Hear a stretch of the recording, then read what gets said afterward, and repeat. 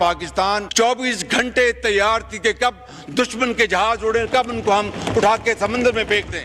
ভারতের সাথে চলমান উত্তেজনার মধ্যেই বুধবার পার্লামেন্টে মিলিত হন পাকিস্তানের আইন প্রণেতারা। ন্যাশনাল অ্যাসেম্বলির এই অধিবেশনে পাকিস্তান সেনাবাহিনীকে প্রশংসায় ভাসান খোদ প্রধানমন্ত্রী। এক পর্যায়ে পাকিস্তান জিন্দাবাদ ধ্বনিতে মুখর হয়ে ওঠে পুরো পার্লামেন্ট। ভারতের রাতের আধারে চালানো বিমান হামলার উচিত জবাব দিয়েছে পাকিস্তান সেনাবাহিনী, এমনটাই দাবি করেছেন প্রধানমন্ত্রী শেহবাজ শরীফ। প্রধানমন্ত্রীর ভাষ্যমতে ভারত ৮০টি যুদ্ধবিমান পাঠালেও কেবল ৫টি বিমানই হামলায় অংশ নেয় এবং তাদের সবকটি ভূপাতিত করেছে পাকিস্তানের বিমান বাহিনী।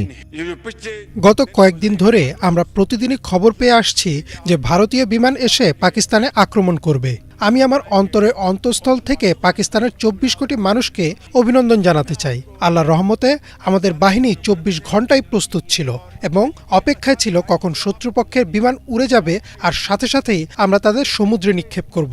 পাকিস্তান বিমান বাহিনী তাদের ভূপাতিত করা ৫টি বিমানের পরিবর্তে কমপক্ষে ১০টি ভারতীয় বিমান ভূপাতিত করতে পারত, কিন্তু আমরা সংযম দেখিয়েছি।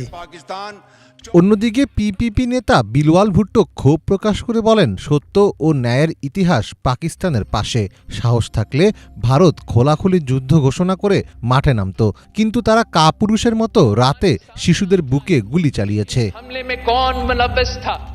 পাকিস্তানের এমন আক্রমণাত্মক বক্তব্য ও ভারতের আগ্রাসী মনোভাবের কারণে দক্ষিণ এশিয়ায় যুদ্ধ পরিস্থিতিকে আরও ঘনীভূত করতে পারে বলে মনে করছেন অনেকে। মার্কিন সংবাদ মাধ্যম ওয়াশিংটন পোস্টের এক বিশ্লেষণে বলা হয়েছে, পরমাণু শক্তিধর দুই প্রতিদ্বন্দ্বীর সাম্প্রতিক উত্তেজনা ক্রমেই বড় যুদ্ধের দিকে এগোচ্ছে। ফলে শুধু ভারত পাকিস্তান নয়, পুরো দক্ষিণ এশিয়া পড়তে যাচ্ছে ভয়াবহ ঝুঁকির মধ্যে, যার পরিণতি হবে কল্পনাতীত।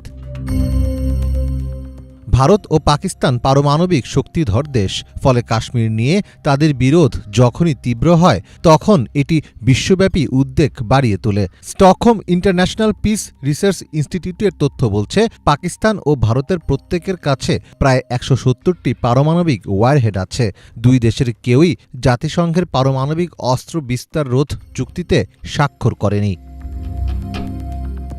সাম্প্রতিক পরিস্থিতির প্রেক্ষিতে কূটনীতি ও সমর বিশ্লেষকরা বলছেন, পারমাণবিক শক্তিধর দুই দেশেরই যুদ্ধে ব্যাপক প্রাণহানির শঙ্কা রয়েছে। পাশাপাশি সরবরাহ শৃঙ্খল ভেঙে পড়লে দীর্ঘমেয়াদী বাণিজ্য ও খাদ্য ঘাটতি দেখা দিতে পারে। ফলে দুই দেশের নেতারা এখনই সংযত না হলে চড়া মূল্য দিতে হবে পুরো দক্ষিণ এশিয়াকে।